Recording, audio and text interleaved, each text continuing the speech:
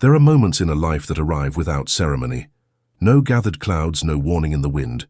Just a cold morning in October, a creaking wagon seat, and a room full of people laughing at a woman who refuses to look at the floor. I have been thinking about that kind of courage lately. The quiet kind.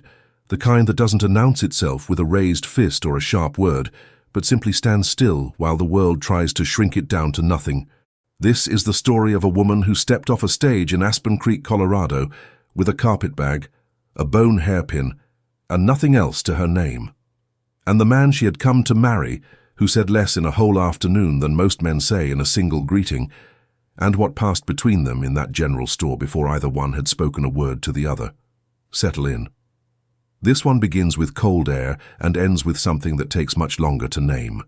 The stage rattles into Aspen Creek at 10:30 on a Thursday morning, and the cold rides in with it, like an uninvited passenger. The Rocky Mountains press down on the town from every direction, their peaks already whitened with the season's first snow, their lower slopes dark with pine. October has arrived early this year, and it has not come gently. Eleanor Cross steps down onto the packed dirt of the main street and pulls her carpetbag against her hip before the dust from the wheels settles back to the earth.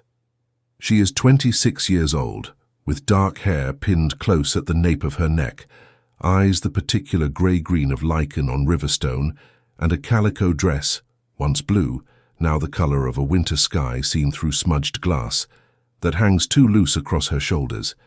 She is thinner than the dress was made for, the road from St. Louis has a way of doing that to a person. She does not look confused, she does not look frightened. She surveys the main street of Aspen Creek the way a woman surveys a room she's not certain she's been invited into, with careful eyes and an expression that gives nothing away. False front buildings line the boardwalk on both sides. A barber's pole, most of its paint stripped by mountain wind. The livery stable sign swings on one hinge. Somewhere behind her a dog barks once and thinks better of continuing. The men on the boardwalk do not stop their work so much as they slow it, turning by degrees in her direction. The stage driver sets her trunk in the dust and clears his throat. "You the one heading to the Maddox place?" She turns. That's right. Something crosses the man's face. Not pity, not quite. Something with more weight than pity and less mercy. He glances down the main street and then back at her trunk like he's measuring a distance he doesn't want to have to cover. In the end, he says nothing. He tips his hat, climbs back up onto the box, and the stage pulls away without looking back. Eleanor watches it go. Then she picks up her carpetbag and walks toward the general store. If you are finding this story tonight, we are glad you are here. We notice that most folks who watch haven't yet subscribed or left a like. If this tale is worth your time, that small gesture helps us keep bringing more stories like this one. Much obliged, friend.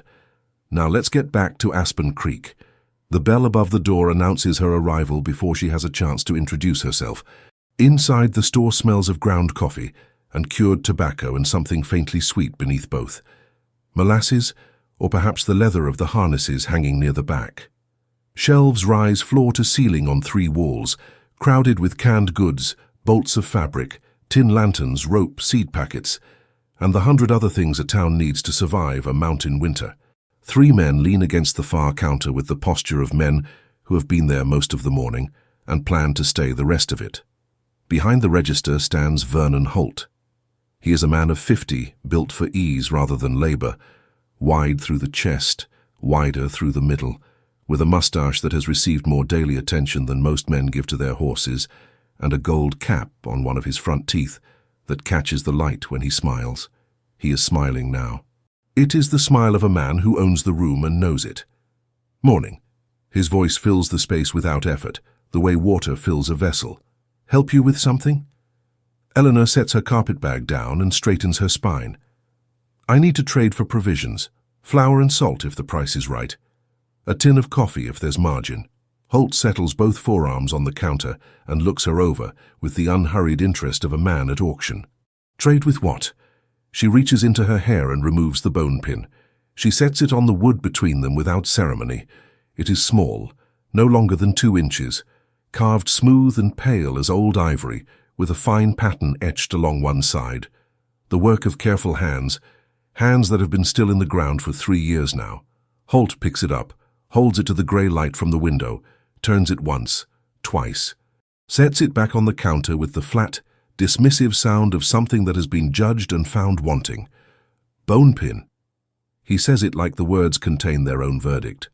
My wife's got better from a Sears catalogue, and she paid less than $1 for them. One of the men by the counter makes a sound low in his throat. Another leans toward his neighbor and says something quiet that draws a snort. Not worth a sack of flour, sweetheart. Holt's smile does not waver. Where'd you come from? East of here, Kansas, Missouri. His eyes move to the men, easy, comfortable, performing. She's heading to the Maddox place, I'd wager. Another one off the stage looking for a soft landing. The laughter comes easily. The woman standing near the fabric bolts covers her mouth with 2 fingers, but lets her shoulders shake. The man by the pickle barrel doesn't bother with the pretense. Bride from back east with no money, no family, no people who can speak for her. Holt's voice is warm with the pleasure of an audience. Honey, Caleb Maddox has run 3 of your kind off already. What makes you think you'll be the one that sticks? The room waits for her to wilt. It is patient about it.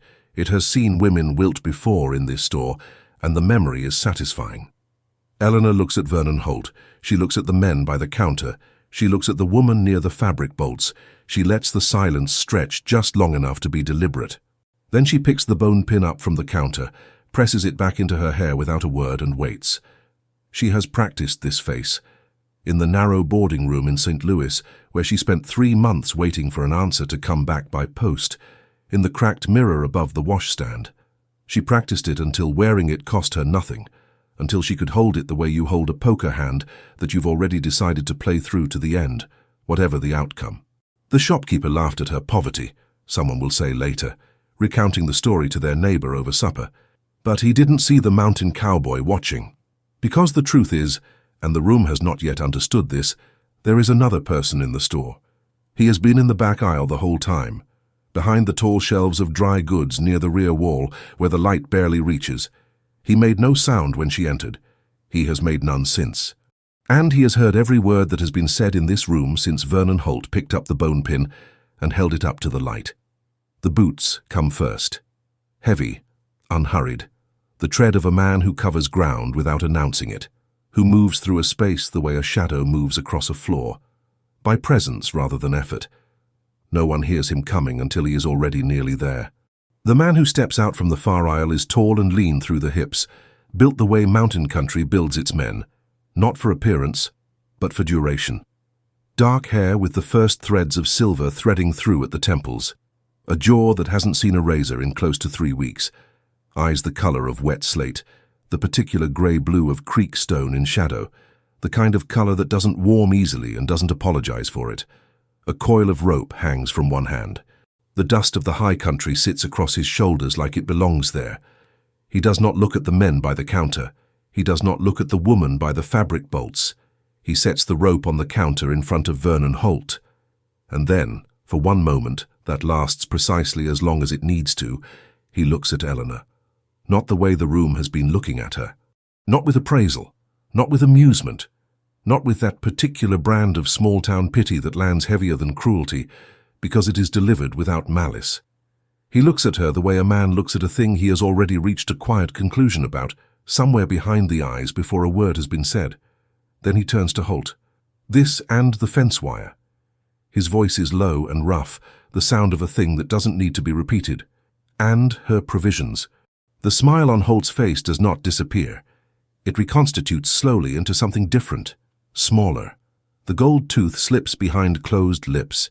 His eyes move from the rope to Caleb Maddox's face, and then, briefly, to the men beside the counter, who have all in the space of 3 seconds found other things to look at. Maddox. He says the name like a word he has memorized but doesn't enjoy saying. Didn't see you back there. No. Caleb does not elaborate. The pause that follows has a texture to it, the texture of something that has been decided before either man opened his mouth.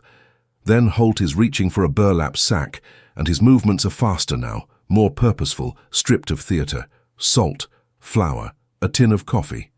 He packs the sack without looking at Eleanor, without looking at Caleb, his attention fixed on the middle distance. $1.50, Holt says, pushing the sack across the counter. Caleb sets coins on the wood. And this is the thing. The small, barely visible thing that Eleanor's eyes catch and file away without expression, the way she has learned to do with information that matters. The price Holt names is lower than what he was asking the man before Caleb appeared. Not dramatically lower. The difference between one price and another, easy to miss, easy to dismiss. But Eleanor grew up counting pennies with careful hands, and she does not miss it. Holt knows something about this man, something that lives below the surface of ordinary town conversation, something that doesn't get spoken plainly, something that makes a man like Vernon Holt, who spoke over her like she was furniture 5 minutes ago, drop his voice and his prices without being asked. Caleb picks up the burlap sack and holds it out. Eleanor takes it. He gathers the fence wire from the boy at the back, slings the rope over one shoulder, and walks toward the door without a backward look. At the threshold he stops, just briefly, just once. Wagons out front. That is all. Eleanor picks up her carpet bag. She follows him out into the cold. Behind her, the bell above the door rings once, and the store settles into a silence that is different in character from the one that came before. Not the comfortable stillness of a room waiting for sport. Something more uncertain than that. The wagon sits at the near edge of the street, a bay horse shifting its weight in the cold, tails swinging at a late-season fly. The bed holds fence wire and nail crates, a burlap sack of oats, 2 wooden casks. Working equipment. Nothing spare, nothing decorative. A man's wagon, built for purpose. Caleb loads her provisions without ceremony and climbs up onto the bench seat. Eleanor sets her carpet bag at her feet and climbs up without waiting to be helped. The wood is cold and hard through her skirts. She sets her hands in her lap and looks at the road north. The horse steps forward. Aspen Creek drops away behind them. The road climbs almost immediately, cutting up through stands of oak and into the lower foothills, where the aspens grow in long pale rows, their white trunks stripped bare for the season, trembling without leaves in the thin wind. The sky presses grey and low over the peaks. 14 miles, the stage driver had said. 14 miles of this cold, this silence, and this man. She tries conversation once, something practical about the road, about the winter. He answers in 4 words. She tries once more around the 3rd mile, 2 words this time. She stops. Instead, she watches the way he reads the landscape as they pass through it, the ridgeline, the creek bed they cross without slowing, the bruised cloud building behind the western peaks. He does not look like a man enduring the journey. He looks like a man passing through his own country he knows the way she knows the shape of her mother's face, without having to look. The bone pin sits cool against her scalp. She presses 2 fingers to it, lightly, and then folds her hands back in her lap. She is 26 years old. She came 2,000 miles on the promise of 47 words written in someone else's careful hand. She has nothing left that can be taken from her in a general store. The mountains rise on either side of the road now, closing in without threatening, the way old things close in, not with malice, but with the weight of everything that came before. A hawk turns slow circles above the tree line, riding something invisible. 14 miles. And the man beside her, silent, unreadable, already looking at the road ahead, had walked into that store and said 9 words that cost him nothing and gave her back the only thing that room had tried to take from her. She had kept her dignity herself. What he had returned was something else entirely. She could not name it yet. The wagon rolled on toward the mountains, and the grey sky pressed closer, and somewhere above the tree line, the hawk folded its wings and dove toward something only it could see. The Maddox Ranch sits 14 miles north of Aspen Creek, like a thing that grew there rather than was built. 2 stories of lodgepole pine weathered to the color of old bone, a broad barn with its doors facing east, and a split-rail fence running the length of the north pasture that someone has mended so many times. The repairs have become their own kind of architecture. Eleanor sees it first from the last bend in the road, through a gap in the pines, the roofline appearing before anything else, a thread of smoke from the chimney, pulled sideways by the wind before it can rise. She says nothing. The wagon rolls on. Caleb unhitches the horse and begins unloading fence wire in the barn before the light is fully gone, moving with the brisk economy of a man who does not waste the last hour of daylight on anything that can be done in the dark. He does not show Eleanor the house. He does not tell her where anything is kept. But when she pushes open the front door on her own and steps into the main room, the stove is already lit, and in the narrow room off the hall, a wool blanket has been folded at the foot of the iron bed. Someone put it there before they left for town that morning. She sets her carpet bag on the mattress, presses 2 fingers briefly against the bone pin in her hair, and goes to find the kitchen. If this story has found you tonight, we're glad you're here. From what we can tell, the great majority of folks watching haven't yet subscribed or left a like. If these stories are worth your time, that small gesture helps us keep bringing more of them. Much obliged. Now let's get back to the Maddox Ranch. By the second morning, Eleanor has mapped the yard. The well is 30 feet from the back door. The woodpile is stacked high enough for 6 weeks, maybe 7 if the mountain decides to be merciful about the winter, which it will not. The chicken coop latch sticks unless you lift the gate and angle it at the same time, and the meanest of the hens will strike at knuckles rather than the feed if given the chance. Caleb communicates in tasks. He points to the water barrel that needs filling, sets the axe beside the splitting block without a word, leaves the morning chores half done in a way that is not negligence but instruction. He returns to find them finished, and he does not remark on this, but the next morning the coffee is already made when Eleanor comes down, and the tin cup is set out beside it on the table. This is the language they build between them. It is inelegant and imprecise, and it is sufficient. They share meals in a silence that carries no malice in it, only the particular quiet of 2 people who have not yet assembled the vocabulary to say what they might mean, and who are practical enough to wait until the material exists. She does not push. He does not offer. The days hold their shape. Then the storm arrives. It comes on a Tuesday without the long grey preamble that most mountain storms send ahead of them. The sky whites out between 1 hour and the next, and by mid-morning the snow drives in heavy, wind-driven sheets that erase the fence line, the road, and the far edge of the yard, until the world contracts to the distance a lantern can reach. The cold drops so fast Eleanor can feel it behind her teeth. Caleb brings the horses in before the worst of it reaches the barn. Eleanor has already moved the hens to the inner coop without being told. He registers this. She can see it in the half-second pause at the barn doorway before he moves on. Just that. Just enough. The storm holds the ranch for 3 days. Inside, the stove burns without ceasing. They move around each other in the small space with the cautious, wordless negotiation of 2 people learning the rules of shared territory. Where to stand, where not to, when to speak, and when the room is better served by silence. She cooks. He repairs what the storm is straining, the shutter hinge, the gap under the kitchen door where the wind inserts itself like a cold opinion. Neither asks the other for anything they cannot manage alone. On the second morning of the storm, Eleanor goes to the barn with the lantern to check on the horses. It is the roan mare in the second stall that stops her. The way the animal holds her weight, left hind leg carried with a careful deliberateness, too considered, too controlled.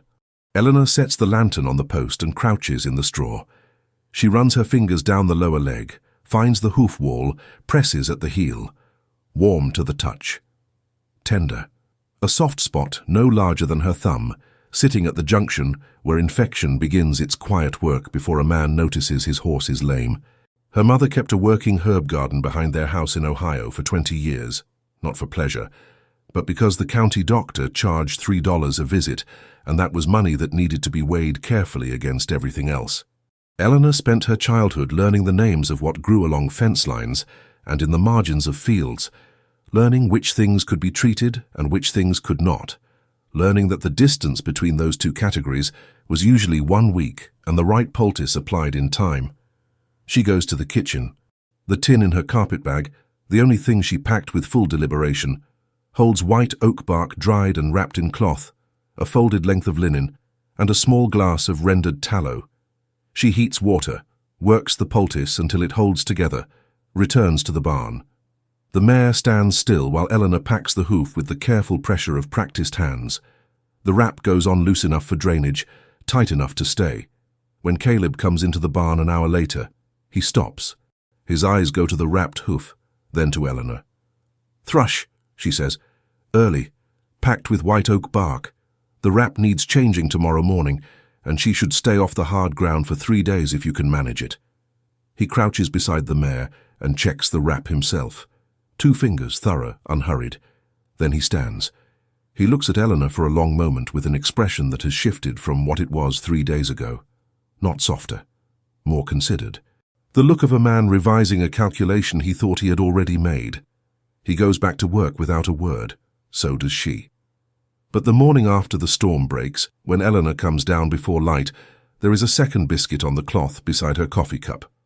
1 extra, no note, no explanation. She eats it standing at the window, watching the pale sky come up over the peaks, and says nothing at all. 2 days after the snow clears, Eleanor tells Caleb that the ranch will need more salt and feed before the next storm. The supply from Holt's store will not last the month. "I'll go to town," she says. He looks at her across the table. 7 miles. "I can ride." A pause, the particular pause of a man taking a measure he was not certain he needed to take again. Then he nods toward the second stall. She saddles the bay herself. He does not offer to help, and she does not look as though she requires it. The road south is buried in places but passable. She rides 2 hours through cold pine country without seeing another soul, the horse calm and steady beneath her, the mountains white above the tree line in every direction. The sky is the hard polished blue that follows a mountain storm, brilliant, cold, and temporary. Holt's store holds only a few customers when she arrives, a woman examining fabric near the window, and at the far end of the counter, a young man in a dark wool coat, city-made, with a leather satchel open on the wood beside him. He and Holt are conversing in the lowered, careful register of men who do not intend to be overheard. The bell above the door announces her, and both men look up. Holt's face reconstitutes smoothly into the surface he keeps for customers. "Maddox Provisions?" "Salt and feed." She passes him the list in Caleb's handwriting. The young man gathers his papers. He does it with practiced efficiency, folding them into the satchel and pulling the leather flap closed. But practiced efficiency is not the same as fast enough. Eleanor is 12 feet away in grey winter light, and the top sheet is visible for 3 full seconds before the flap closes. She does not read every word, but she reads too. Valley registration. Beside them, partially obscured by the young man's sleeve, a phrase she cannot complete. Only the shape of the letters, not the letters themselves. He looks up and finds her eyes. She shifts her gaze to the shelf of canned goods behind him, without haste, without change in expression. He looks away. Holt returns with the salt and the 2 bushels of oats. She adds a half-pound of coffee to the list. She pays what Caleb sent, counts the change with her eyes down, and does not allow herself another glance toward the satchel. 7 miles back through the cold. 7 miles to turn those 2 words over in the silence of the pines, while the horse found the road's buried ruts by instinct. Valley registration. The automatic drop in Holt's prices when he noticed Caleb at the back of the store on the day she arrived. The stage driver's face changing at the sound of the name Maddox. The way a room shifts around a man who doesn't have to explain himself. Things people know that they do not speak plainly. She returns to the ranch, unpacks the provisions, stores the salt in the dry corner of the cellar. She says nothing about what she saw. She keeps it sealed behind the same face she has been practicing since she was 19, and learned that not everything you understand needs to be spoken aloud to remain useful. It is the following afternoon when Margaret Pruitt comes down the road. Eleanor is at the back of the yard, picking through the remains of the kitchen garden for any herbs worth saving before the hard freeze takes everything, when she hears the wagon on the track. She straightens and turns. The woman who climbs down is perhaps 40, with a wide, open face and hair that has gone silver at the temples without apology. She wears a good wool coat, and she carries a cloth-wrapped bundle that smells even from across the yard, of bread still warm from the oven. She walks with the ease of someone accustomed to being welcomed. "I'm Margaret Pruitt." Her hand comes out before she is halfway across the yard. "My late husband's spread was the next valley over. I keep the house still. I heard Caleb Maddox finally sent for someone, and I've been meaning to come since you arrived." Eleanor wipes her hands on her apron and shakes the offered hand. Eleanor Cross. They sit on the porch in the thin afternoon sun. Margaret talks with the natural ease of someone who has spent years being useful to people who needed a friendly voice in a hard place. She names the merchants worth trusting and the ones who weight their flour heavy on the scale. She describes the particular quality of a mountain winter in terms a woman new to this country needs to know before January makes the lesson unavoidable. She speaks about Caleb in the careful, measured way of someone who has formed a considered opinion and intends to deliver it fairly. He's not an easy man. She breaks the bread and offers half. Nobody worth trusting out here is, but he's fair and he keeps his word. You'll find that matters more than easy before spring. Eleanor listens. She is, she realizes with some surprise, deeply grateful for the company. More than she expected to be, more than she intends to show. By the time the bread is gone and the light has gone long and amber across the yard, she has said more in one afternoon than in the 6 days since the stage brought her into Aspen Creek. At the gate, Margaret squeezes her hand with both of hers. You need anything at all, send word. I'm close enough that it won't take long. Eleanor watches the wagon roll back down the road until the pines close around it. Then she stands for a moment in the fading light of the yard, alone with the cold coming off the peaks and the sound of wind in the upper branches. She does not know, standing there, that Margaret Pruitt's name appears in a ledger at Holt's store with 3 years of unpaid credit recorded in careful ink. A debt that has never been called in. She does not know that this same week, for the first time, Holt sent a message indicating that he would like to discuss terms. She does not know any of it yet. The kitchen needs tending. She turns and goes inside, and the last light follows her through the door before she pulls it shut against the cold. The cattle do not fall sick all at once. That would be the kind of thing a person could trace quickly, follow to its source, and address before the damage spread too far. What happens instead is slower and more difficult, the kind of sickness that wears the face of a dozen other ordinary ailments before it shows its actual shape. It begins with the 2 cows that share the far pen, a heaviness in their movement that Eleanor notices on a Wednesday morning while she carries feed across the yard. The way they stand, not lying, not restless, just still, with the particular stillness of animals in discomfort, they have not yet found the language to explain. Their feed sits half-touched. She watches them for several minutes, then goes about the rest of her work and keeps the observation filed behind her eyes. By Friday, a 3rd cow shows the same weighted stillness. Her coat has gone rough at the withers, and she drinks from the trough and then stands motionless for a long time, as though the effort of lifting her head were more than could be immediately repeated. Eleanor thinks about the salt. The timing is consistent. The 2 in the far pen began showing signs 2 days after she returned from Aspen Creek. The 3rd cow shares the trough that draws from the same supply. She stands in the middle of the yard in the thin morning light and does the arithmetic with quiet care. What she bought when she bought it, which animals ate from the supply she brought back, and which did not. She does not say anything to Caleb yet. She goes to Margaret Pruitt. Margaret receives her on the porch with the same warm, unhurried ease that has made her a fixture in the valley. She listens to Eleanor's description, the timeline, the affected animals, the pattern she has traced to the salt supply, with an expression of careful concern. When Eleanor finishes, Margaret is quiet for a moment, turning the information over with what looks like genuine deliberation. I've seen it before, Margaret says at last. This time of year when the first freeze comes early. Some years the fall grass holds toxin, where the frost has taken it before it drowned. Your animals eating from the north pasture, the far section near the creek bed. Eleanor thinks about this. The far pen does border the north edge of the property. Could be, she says. Margaret nods with the settled confidence of someone who has been managing a ranch on her own for several seasons. She describes what she has seen in her own herd, names the symptoms, offers the advice of moving the animals to different ground and letting the pasture rest for 2 weeks. Eleanor thanks her. She rides back to the ranch and moves the cows as instructed. They do not improve. It is the following week, on a morning that has turned overnight from cold to genuinely bitter, that the confrontation arrives. Eleanor goes to the larder for the flour bin and finds, tucked behind it where it has slipped, a folded letter. She recognizes the paper, the same stock that Caleb uses for his supply lists. The handwriting is not his. It is careful and formal, the script of a man who writes for a professional purpose, and the single line she reads before she understands she should stop reading is enough. The Reverend Aldous Price requires a bond in the amount of $15 before the ceremony may be performed.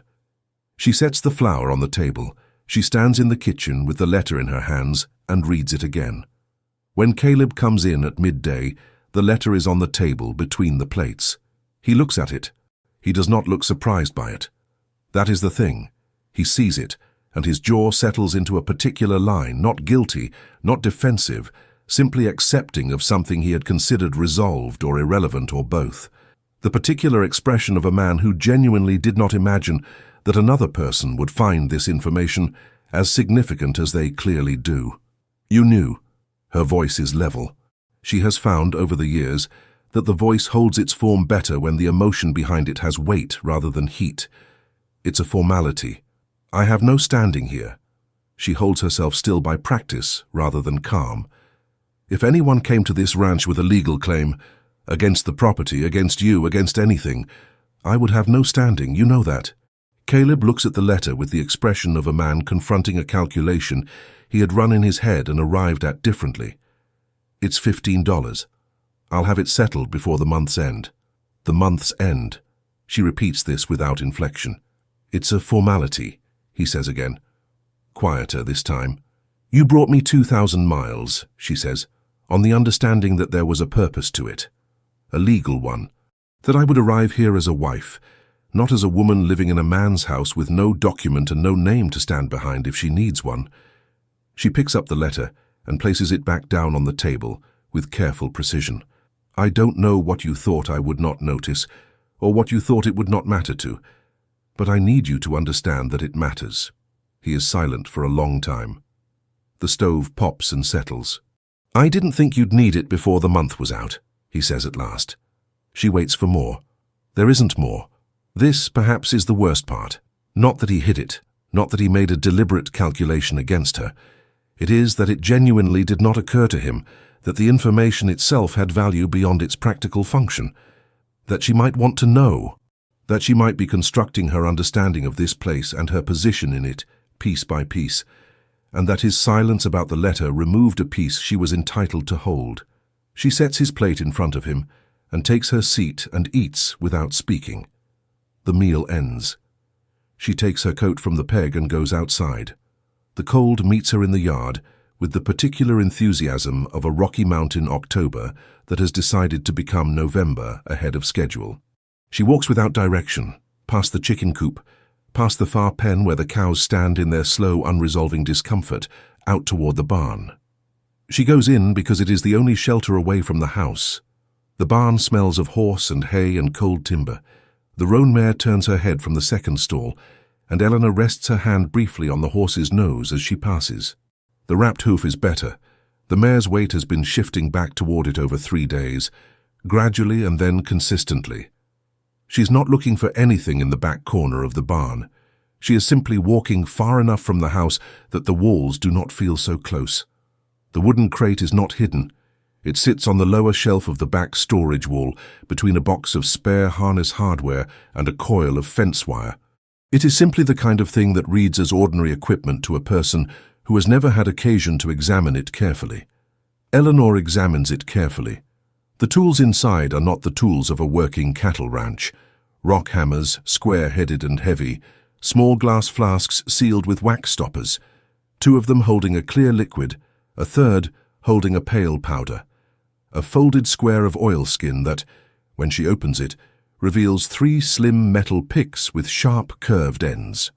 Her canvas pouch containing what she recognizes after a moment as fragments of rock, grey, unremarkable, but chipped clean on one face in the way that someone has deliberated over them.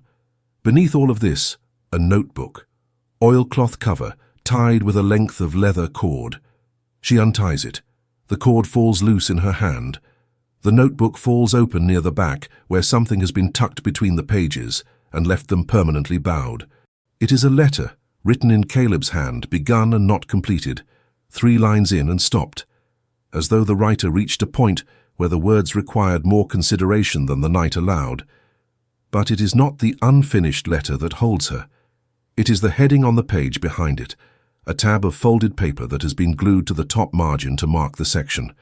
She has to tilt it toward the light from the high barn window to read it clearly, but she reads it clearly enough. Maddox Mineral Concession, Original Registration. Beneath it, in smaller letters, Denver, Colorado, and a name, an attorney's name. She stands in the back corner of the barn for a long time, not moving. The mare shifts in her stall. Wind presses against the barn walls, finds the gap under the east door and slides through in a long cold stream across the floor. She is thinking about the young man with the leather satchel in Holt's store. Valley registration. The way the papers vanished before she could read them. She is thinking about the way Holt's prices dropped without being asked, and the stage driver's face, and the 7 kinds of silence a person can produce when they are standing in the same room as a man whose weight they are measuring. She ties the notebook closed with the leather cord. She sets it back where she found it, at the same angle, beneath the rock fragments, and the glass flasks, and the square-headed hammers. She straightens the crate and steps back. She walks out of the barn into the cold without running. The door swings behind her and latches with a dry, ordinary click. The mountains to the north have gone the color of iron in the fading afternoon, and the first stars are beginning to appear above the highest peaks, faint, distant, indifferent to everything that moves at their feet. Eleanor crosses the yard toward the house and does not permit herself to look back. She does not know what the Maddox Mineral Concession is. She does not know what Denver has to do with a cattleman in the Colorado high country, or what value a rock formation holds to a man who has spent his life running cattle. She does not know why the thought of it makes Vernon Holt's young attorney fold his papers with such practiced speed at the sound of a bell above a door. She knows only that the pieces she has been collecting since she stepped off that stage are beginning, with the slow inevitability of cold water finding low ground, to move toward each other. She opens the kitchen door. The warmth of the stove reaches her before she is fully inside. Whatever those pieces mean, she will know before anyone tells her.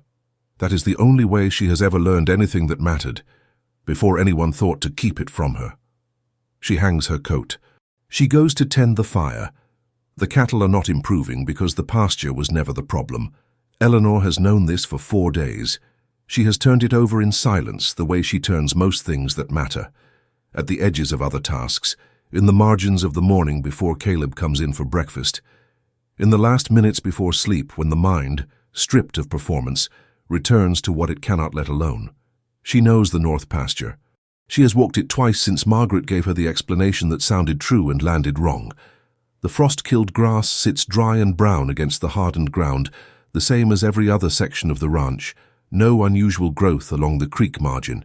No bitter smell from the disturbed soil where she pressed her boot heel in and turned the surface over. Whatever is wrong with the cattle did not come from the ground. It came from the supply she carried back on a clear morning from Aspen Creek. She needs to be certain before she says anything. Certainty in a situation like this is not a courtesy, it is a necessity. An accusation without proof is nothing but a grievance, and a woman with no legal standing in a man's house cannot afford grievances in place of evidence. She waits for a morning when Caleb is occupied in the far pasture and rides south with the empty salt tin in her saddlebag. She parks the horse at the livery rather than at the front of Holt's store. This is not something she deliberates about. She simply does it, the same instinct that has kept the machinery of her composure running through worse situations than this.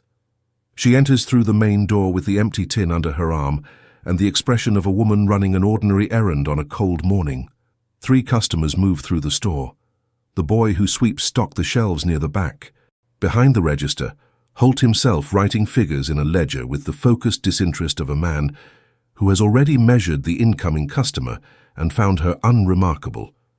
He is wrong about that today. The last batch of salt, Eleanor says, setting the tin on the counter. There's something off in it. The cattle won't take to the feed that's mixed with it, and 2 have been off their weight for better than a week. I need to exchange it for a new lot. Holt looks at the tin, then at her. The ledger closes. Off how? Off enough that I've separated the supply to test it. She holds his gaze with the same steady patience she has cultivated over years of negotiations she was not supposed to be winning. If it's a bad batch, I'd rather know now than after it's done more damage. I can take a sample from your stock for comparison. It is a reasonable request, the kind a rancher's wife might make without a second thought. And the thing about reasonable requests delivered in a flat, practical voice is that the most efficient way to refuse them is to become unreasonable, which announces itself. Holt's eyes rest on her for one measured second.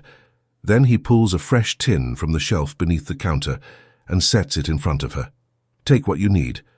She opens the new tin and spoons a small measure into the folded cloth she brought for this purpose. She thanks him in the even, impersonal register she has been maintaining since she walked in, picks up both tins, and turns toward the door. That is when she hears Margaret Pruitt's voice from the back room. The door there sits a third of the way open, the storage room where barrels line the walls and account books are kept in a locked box on the high shelf. Eleanor cannot see into it from where she stands near the counter. She is not certain she would have registered the voices at all if Margaret's had not been the one she recognized. He went up to the north section Tuesday morning, Margaret is saying. The tone is careful, muted, the voice of a person who has chosen to become very small in a large space. The far boundary of the property. He was gone most of the day. I couldn't see whether he took the survey equipment, but the wagon wasn't in the yard when I passed the road. A pause. Then Holt's voice from deeper in the room. How many head does he have left in the lower pasture? I counted 18, 2 have been separated. That woman he brought in, she's been working the sick ones herself, keeping to the yard mostly. She went to town last week. You told me. I'm telling you again because she's sharper than she looks, and I think she suspects the... You let me worry about that. Something shifts in the quality of the air in Eleanor's chest. It is not a sharp sensation. It is something slower than that.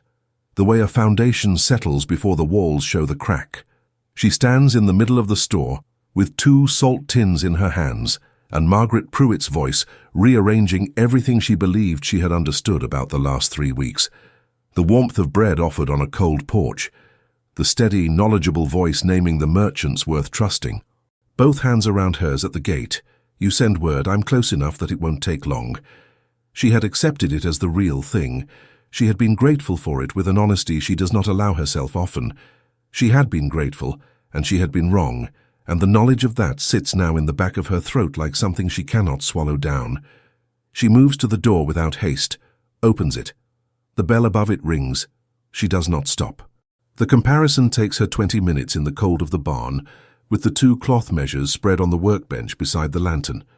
She learned about mineral contamination the same way she learned everything that has mattered, not from a teacher with a classroom and a schedule, but from a woman who gardened with purpose and kept notes in the margins of her herb journal, a woman who understood that knowing why something was killing your chickens was more valuable than simply burying them. The crystals from the store's fresh supply are consistent, uniform pale grey, the colour and texture she expects. The crystals from the batch she brought 3 weeks ago are different in 2 small but specific ways. A faint yellow tinge at the edges of the larger pieces, where the colour should hold flat, and a chalky residue that clings to the cloth after the granules are removed. The particular residue of a mineral compound that has no business being in salt intended for livestock. Deliberate. Whatever has been added to this batch was added with sufficient knowledge to understand what it would do to the animals that consumed it. She wraps both samples in separate cloths, labels them with pencil on torn paper, and puts them in the tin. She sets the tin on the kitchen table. When Caleb comes in from the far pasture in the late afternoon, with the cold on his coat and the early dark already pressing at the windows, he finds her there, seated at the table, hands flat on the wood in front of her. She does not make him wait. The salt from Aspen Creek was contaminated, she says, not by negligence. There's a mineral compound in it that shouldn't be present, and it's specific enough to the affected batch that the only explanation is intentional adulteration. She pushes the 2 cloth samples across the table toward him. I brought a clean sample from Holt's store this morning to compare it against. The difference is visible to the eye if you look at it under good light. Caleb pulls his hat off. He sets it on the table and stands for a moment without moving, looking at the 2 samples. Then he picks them both up and carries them to the lantern on the shelf and looks at them for a long time in silence. Eleanor watches him process it, the slow, methodical way he assembles information that has been working against him without his knowledge. She watches his jaw and his hands, and the particular stillness that comes over him when he reaches the conclusion she already reached in the barn. He sets both cloths back on the table. Who? It is not quite a question. The shape of it is too flat for that. Holt arranged it. She keeps her voice measured, factual, not heated. And Margaret Pruitt has been supplying him with information about your movements. When you go to the upper section of the property, how much stock you have. I was in the store when they were speaking. They didn't know I could hear them. Caleb does not respond immediately. He stands at the table with his hands at his sides, and she watches the full weight of both pieces of information reach him at their own pace. The sabotage and the other thing, the thing that is not about cattle at all. He has known Margaret Pruitt for years. She brought food when his wife was ill and stayed 2 days after the burial. Eleanor knows this because Margaret told her herself on the porch, with the easy warmth of a woman offering her history as a gift. She watches it land on him. She does not fill the silence. You went to the store for this, he says finally. I needed to be certain before I said anything. He looks at her. The slate-grey eyes hold something in them she has not seen before. Not surprise exactly, and not the adjusting the calculation look from the barn. Something more direct than either, something that does not look away. You could have told me your suspicion, he says. I'd have gone myself. You would have gone with the decision already made, she says. I went with a question. That's a different thing. He is quiet for a long time after that. The evening closes in around the house, the cold pressing at the walls with its October authority, and neither of them moves from the table for several minutes. Then Caleb goes to the shelf where he keeps his paper and ink and sits down with the deliberateness of a man who has reached a decision and intends to act on it before he sleeps. He writes for a quarter hour. Eleanor clears the table around him, tends the stove, does not look at what he is writing. She is not performing indifference. She genuinely does not intend to take more than she has already taken for the day. But when he folds the paper and reaches for the sealing wax, she is close enough to the table to see the address on the envelope. She does not read every word. She reads enough. Denver. And the name on it. The same name that was printed on the heading of the oilcloth notebook in the back corner of the barn. The letter is sealed. Caleb sets it near the door where the morning mensagero will collect it and pushes his chair back. The samples, he says. Keep them somewhere dry. Don't let them mix again. They're in the tin, she says. He nods once. He picks up his hat from the table and goes down the hall without another word, and his door closes with the quiet finality of a man who has gone as far as he intends to go in one evening. Eleanor stands in the kitchen with the stove's warmth at her back and the sealed letter visible beside the door. The attorney's name on the envelope is the same name she read in the barn by lantern light. A name connected to a mineral concession registered in Denver, to a notebook full of survey measurements and rock samples, to a valley that a man like Vernon Holt is paying people to watch. She does not yet have all of it. But she is no longer holding the pieces separately, turning them over without knowing which face should meet which. They are beginning to fit together, and the shape they are assembling is larger than she had thought when she stepped off that stage in a town that laughed at a bone pin.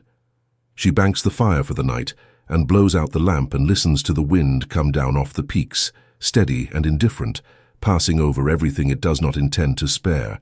The documents arrive on a Wednesday, 2 days before the fair, carried by the monthly messenger on a horse that has covered the mountain pass in conditions that discourage ordinary travel. Caleb receives the envelope at the door before first light, and Eleanor, coming down the hall with her coat half-buttoned, sees him standing at the kitchen table in the grey pre-dawn with the papers spread before him and the lantern pulled close. He does not hear her at first. She watches him read the same page twice, not from confusion, but from the way a person reads a document they need to hold with precision, every clause and notation placed exactly right in the mind before the next one is allowed in. When he looks up, she is already at the stove, and the moment closes between them without being named. She does not ask what the papers contain. She does not need to.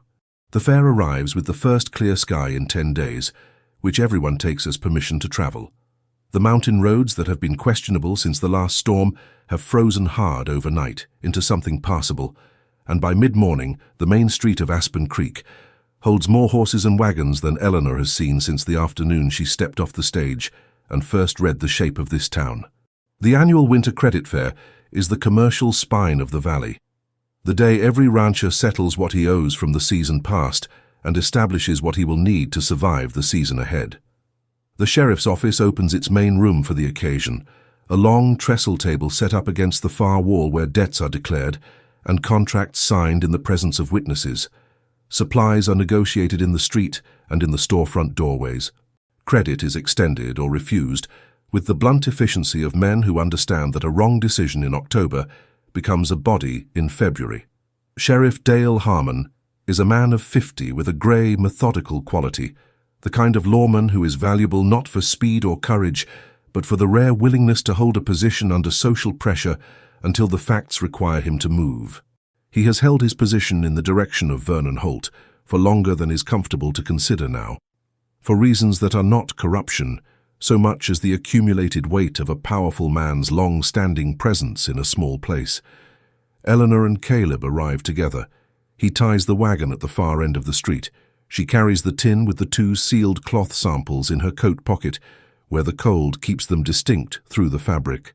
For the first hour, the fair proceeds along its ordinary lines. Ranchers cluster in groups near the water trough and the storefront windows, talking weather and beef prices and the prospects for the mountain pass in January. Eleanor moves through it with the quiet attentiveness she has developed over these weeks, listening more than speaking, placing people and their relationships to each other in the larger map of how Aspen Creek works and who holds the weight of it. She watches Holt from a distance. He moves through the street with the broad-shouldered ease of a man approaching an occasion he has been preparing for over several months. He shakes hands. He laughs in the right places. He works the gathered ranchers with the practiced warmth of a man who knows he is about to change the terms of the room and wants everyone comfortable before he does. His attorney arrives on foot from the south end of the street, the same young man with the city-made coat and the leather satchel that Eleanor saw in the store on her second visit to town. He carries the satchel against his chest now, close, with both hands. Caleb is talking to a neighboring rancher near the water trough when Holt calls the room to general attention. He does it in the most reasonable possible tone. He regrets the necessity of raising a legal matter at a gathering intended for more practical purposes. He has no wish to create inconvenience for anyone. But a question has arisen regarding the registration of the Maddox property, specifically the original mineral concession granted to the late Franklin Maddox, that touches on the legal standing of that property and therefore on the credit contracts tied to it. He has retained counsel to examine the matter.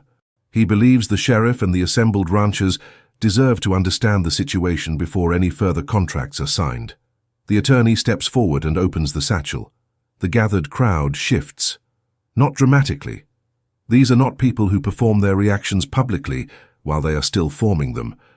But Eleanor can feel the weight of attention in the street reorganize itself, the way a herd of cattle moves as a single body when something changes in the wind. Eyes find Caleb. Caleb stands at the edge of the group near the water trough, and his face holds nothing. Not anger, not surprise. The flat, unreadable stillness of a man who has already made every calculation this moment requires. The attorney begins to describe the alleged irregularity in the original registration, a jurisdictional question about which land office held authority over the High Valley concessions in the year of Franklin Maddox's original filing, and whether the subsequent transfer to his son had been properly documented under the revised territorial guidelines of 1872. It is, Eleanor notes, extremely well constructed for something that is not true. It contains enough legitimate legal terminology and enough specific dates to require time and effort to disprove, which is its purpose. Not to win in a court, but to create sufficient uncertainty that Caleb cannot access credit or firm supply contracts before the winter closes the pass. She waits until the attorney pauses for breath. Then she steps forward. "I'd like to speak to a different matter," Eleanor says. Her voice carries without being raised, the clear, deliberate pitch of someone who has decided where this is going and intends to arrive there without detour. The street turns toward her. She is aware of this in the way she is aware of cold, as a fact of the environment, not as a threat. She reaches into her coat pocket and removes the tin. She sets it on the edge of the sheriff's table. 3 weeks ago, I purchased salt from Holt's store and brought it to the Maddox Ranch as part of our winter supply run. Within 2 days, 3 of our cattle began showing signs of mineral toxicity, weighted stance, reduced appetite, disruption of normal function. The sickness did not respond to pasture rotation because it had nothing to do with the pasture. She opens the tin and lifts out both cloth samples, each wrapped and labeled in her own hand. This is a sample from the batch I purchased. She sets the first cloth on the table. This is a sample I collected from Holt's current store stock on the same morning I identified the problem. She sets the second beside it. The contamination in the first batch is visible to the eye under direct light, a mineral compound that does not occur naturally in processed salt and does not arrive there by accident. Sheriff Harmon steps closer. He looks at both samples with the unhurried attention of a man who is being careful in public about changing his mind. 3 of our cattle lost a combined 40 pounds of working weight over 3 weeks from a supply purchased at that store, Eleanor continues. The timing, the specificity of the affected animals, and the comparison between these 2 samples point to intentional adulteration of goods sold to the Maddox Ranch. Holt's smile has not entirely gone. It has reconstituted itself into something harder and more careful, the expression of a man deciding in real time how much force is required to reduce the size of the problem in front of him. A woman with no standing in this town, he says, with the measured, pleasant tone of a man delivering information rather than an insult, making claims against a licensed merchant based on a cloth sample and a story. She has standing, says a voice from the side of the street. Margaret Pruitt is standing near the edge of the gathered crowd in her good wool coat, and she does not look like herself. She looks smaller than she has every other time Eleanor has seen her. Reduced somehow, the wide-open quality of her face collapsed into something pinched and cornered. She has been watching from the moment Eleanor stepped forward, and the expression she is wearing is that of a person who has been waiting for a specific moment to arrive, and is now discovering that it does not feel the way she expected. Eleanor turns to her. She does not allow herself anything but steadiness. I was in Holt's store 3 weeks ago, when you reported to him that Caleb had gone to the north section of the property. You told him how many cattle remained in the lower pasture. You told him I had been to town. She pauses. You also told him that I suspected something was wrong with the salt supply, and he told you to let him worry about that. The color that leaves Margaret's face does not come back. That's... She stops. Starts again. I had debts. He told me that if I... Her voice drops. I had no choice about the debts. He's been holding them since William died, and I could never. Margaret. Holt's voice has gone cold and flat beneath its surface warmth, the warmth reduced now to the thinnest functional layer. But Margaret is not looking at Holt. She is looking at Eleanor, and her face has the stripped, terrible quality of a person confronting the full shape of what they have done when it is reflected back to them by the person it was done to. I didn't know about the salt, she says. Her voice cracks on the last word and does not recover. I didn't know he would do that to the animals. The street is perfectly silent. Sheriff Harmon straightens from the table. The methodical quality of his face has resolved into something decisive, the way a river resolves from broad and uncertain to a single clear channel when the landscape requires it. Mr. Holt. His voice is even, unmistakable. I'm going to need you to stay available. From the far edge of the gathered ranchers, the Reverend Aldous Price steps forward. He is a lean, formal man in a black coat, the kind of man who guards his words the way some men guard their money. He looks at Eleanor with the expression of someone who has just arrived at a conclusion he intends to make durable. Miss Cross. His voice carries the considered weight of a public pronouncement. I believe the Reverend's bond requirement in the matter of the Maddox ceremony has been sufficiently answered by this morning's account of your character. The requirement is dispensed with. The ceremony may proceed at your convenience. Eleanor holds herself still. She nods once, and the nod is the entirety of what she permits herself. Then the far edge of the crowd shifts, and the space around the sheriff's table opens by a few feet, and Caleb Maddox walks through it. He has been standing at the edge of the whole proceeding, still deliberate, carrying the flat, unhurried quality of a man who made his calculation before leaving the ranch that morning and has not revisited it since. He does not look at Holt. He does not look at Margaret. He does not look at the attorney with his leather satchel and his careful legal language about jurisdictions and filing years. He looks at Eleanor for just a moment, the slate-grey eyes holding something in them that has no equivalent in any word she has yet assembled for this man. And then he turns to the table. He sets the envelope on the wood with a sound that is small and entirely final. Original registration of the Maddox Mineral Concession, he says. Filed in Denver, dated 1861. Transferred by proper deed to Caleb James Maddox in 1871 under the witnessed signature of the Territorial Land Commissioner. He looks at the attorney. Whatever question you've brought, bring it to Denver. That's where the record is, and that's where it'll stand. The attorney looks at the envelope, then at Holt. Holt says nothing. The gold tooth is invisible behind closed lips. Harmon picks up the envelope. I'll be wanting a full account from you before the day is out, Mr. Holt, the sheriff says. Adulteration of commercial goods is a criminal matter in this territory. So is suborning a witness. He looks toward Margaret, not unkindly. You'll want to write down what you know. Margaret Pruitt stands in her good wool coat in the main street of Aspen Creek, with her hands folded in front of her, and nods. The crowd around her gives her a few inches of quiet space that is its own particular kind of verdict. Eleanor picks up the tin from the table and closes it. The fair has gone quiet in the specific way a room goes quiet when the center of it has shifted, and no one is quite ready to resume the ordinary noise. The ranchers in their clusters near the water trough and the storefront windows are recalibrating what this day means for the valley and the winter ahead. She steps back from the table and stands in the cold mountain air with the tin in her hands and the hard blue sky pressing down over the peaks. Caleb is 2 feet to her left. He does not say anything. He does not need to. He made his calculation this morning, brought the one document that could not be argued against, and laid it on the table in full view of every rancher and the sheriff and the man who had spent months attempting to take what belonged to his family. He did it after she had done what she came to do. He did it in the plain, permanent way of a man whose decisions are not performances. The fair begins to resume its business around them. Contracts are discussed. Credit is extended and declined. The ordinary machinery of survival before a mountain winter moves forward as it must. Neither of them moves from where they are standing for a long moment, side by side in the cold street, with the work of the morning settled between them like something that has been set down carefully and will not need to be picked up again. Vernon Holt does not leave Aspen Creek that day. That is perhaps the most instructive thing about him. He stays because men who have held a town for a long time do not know how to be small in it gracefully, and because leaving would mean acknowledging that the ground has shifted in a way that cannot be shifted back. But the ground has shifted.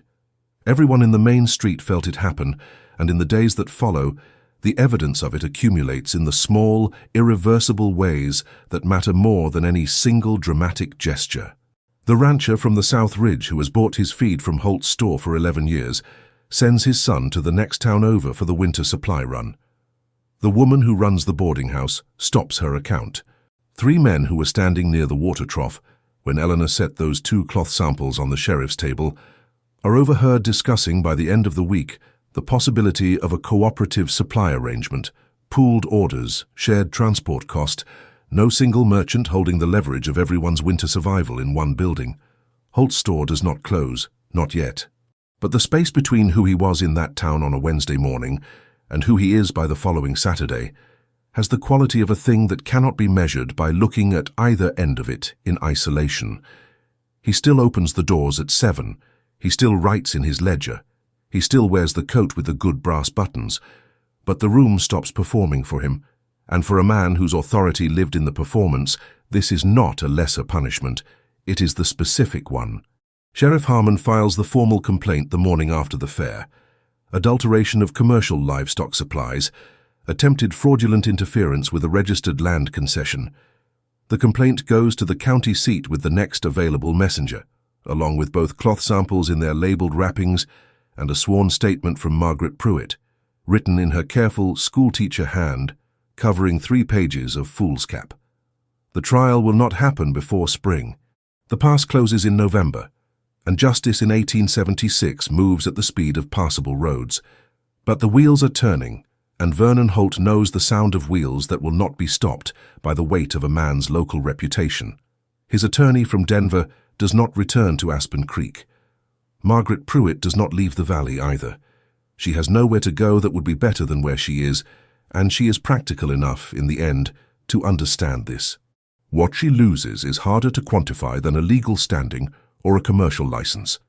She loses the thing she had built over 20 years of careful social investment: the wide, open welcome, the bread brought warm to new arrivals, the two hands around yours at the gate. She loses the particular currency of a woman who has made herself indispensable by being the first friendly face in a hard country. People are not cruel to her. This is perhaps the most honest measure of how well she was known. They are not cruel. They are simply no longer quite as warm as they were. Conversations do not end when she approaches, but they shorten. Invitations that came without her asking stop arriving. The accumulation of small social warmth that had surrounded her like a second coat through the valley winters is withdrawn not in a single motion, but in degrees, slowly, the way heat leaves a stone after the fire goes cold. She sends a letter to Eleanor 3 weeks after the fair. It is 2 paragraphs long.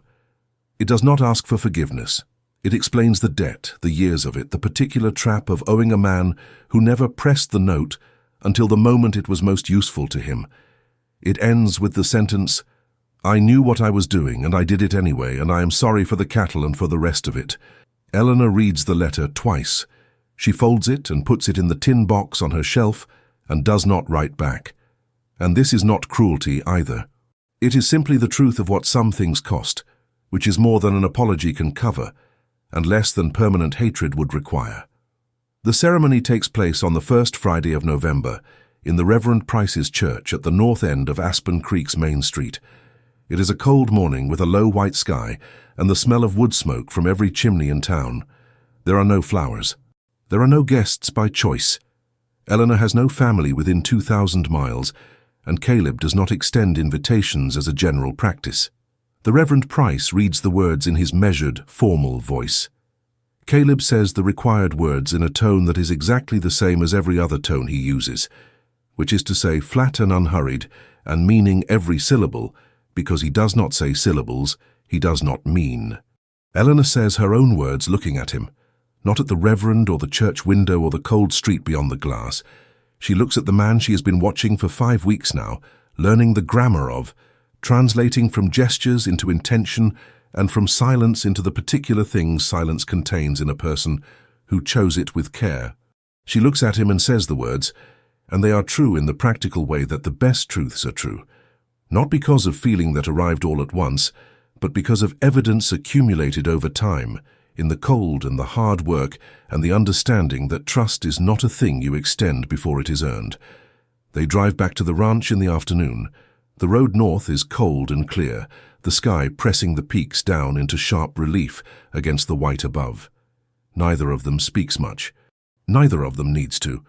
3 days after the ceremony, Caleb comes to the kitchen door in the early morning and stands there with his coat on and his hat in his hand. "Come," he says. This is the full sentence.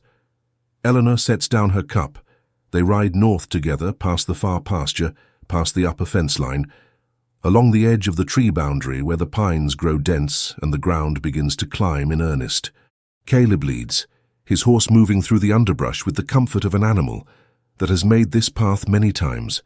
Eleanor follows, the cold morning air working its way through her coat with the particular determination of high country air that has not warmed since September. They ride for perhaps 20 minutes past the last fence. The land changes as they climb, the soil rockier, the vegetation lower and more spare, the outcroppings of grey stone multiplying until the ground is more rock than earth. The roan mare picks her way carefully over a tumble of loose stone, and Eleanor steadies herself with one hand on the pommel. Then Caleb stops. He dismounts and secures his horse to a pine without looking to see if she is following. She dismounts. They walk the last 50 feet on foot, up a short grade that ends on a flat shelf of exposed stone, and Caleb stops again. What Eleanor sees is not what she expected, and she is not certain what she expected. The rock face that rises before her is perhaps 12 feet high, grey and striated in the way of old mountain stone, except that one section of it is not grey. Running diagonally across the face for roughly 8 feet is a seam that the morning light has caught from the east, and in that light the colour is unmistakable. A pale, dense gleam, flat and cold as a winter moon, pressed into the rock like something the mountain has been keeping to itself since before any of this country had a name on a map. She looks at it for a long time. Caleb stands beside her, with his hat in his hands, and he does not explain it. He does not describe its value or the concession, or what it could mean for the ranch and the land and the years ahead. He does not make a speech of any kind. He simply stands here, in the cold morning at the top of the climb, beside the only person he has brought to this place. Eleanor has understood something in the weeks since she found the notebook in the barn and began assembling what she could not yet name. She understood more in the days after the fair, watching him work without comment, watching him carry the weight of the property and the concession and the legal machinery of Holt's interference with the quiet efficiency of a man who has been carrying weight for a very long time alone. She understands the rest of it now. He is not showing her a silver deposit. He is not showing her a legal document or a financial holding. He is showing her the thing he has been protecting in silence since before she arrived. The thing no one else has seen. The thing that has cost him Margaret's friendship and Holt's pursuit and 2 years of careful concealment. He is showing her because she stood in the main street of Aspen Creek with 2 cloth samples and her mother's knowledge of minerals and did what needed to be done without asking his permission to do it. He is showing her because she is the only person he has decided to trust in longer than he can easily measure. She does not say anything. She looks at the seam in the rock for another long moment, and then she looks at him, and whatever passes between them in that cold air on that shelf of stone is not translated into language by either of them. It does not require translation. It is sufficient as it is. They stand in the silence of the high country for a time that neither of them counts. Then Caleb puts his hat back on, and they walk back to the horses. The descent takes the same 20 minutes as the climb. The trail winds back down through the pine border, over the loose stone, along the upper fence line toward the lower pasture. The horses move easily on familiar ground. The ranch comes into view below, the roofline and the barn and the thin thread of smoke from the kitchen stove, and Eleanor lets herself look at it for a moment, the way a person looks at a thing that is theirs, with a kind of plain, unadorned acknowledgement that does not need to be performed for anyone.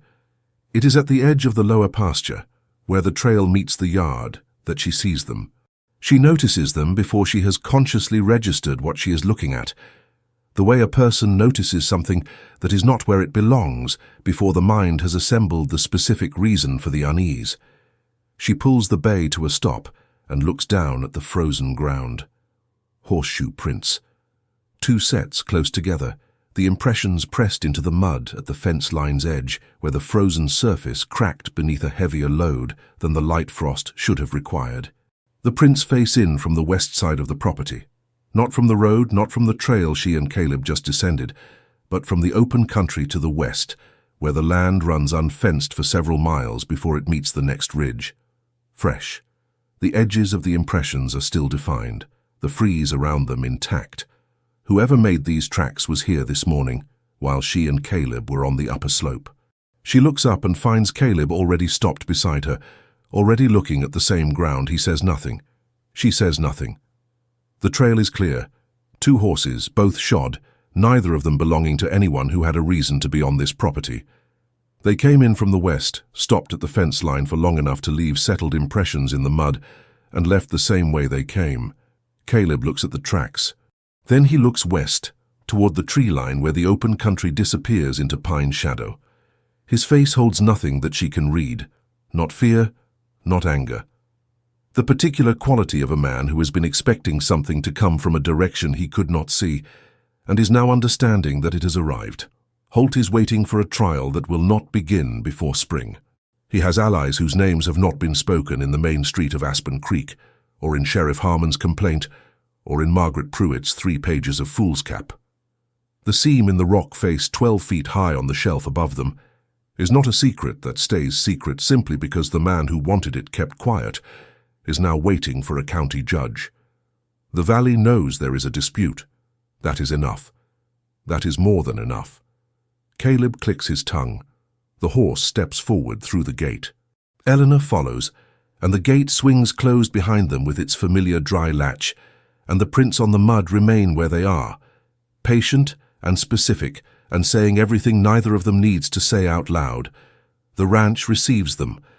The smoke from the stove rises straight up in the still cold air, undisturbed by wind, climbing until it disperses against the white sky. Whatever is coming will come from the west, from the unnamed direction, from the allies whose faces have not yet appeared in this story. It will come in its own time, as things do in country that does not hurry and does not forget. They ride into the yard. The gate holds behind them. For now, the seam of silver waits in the rock above, patient as the mountain itself, while somewhere to the west, two horses turn toward a destination neither of them has been asked to share.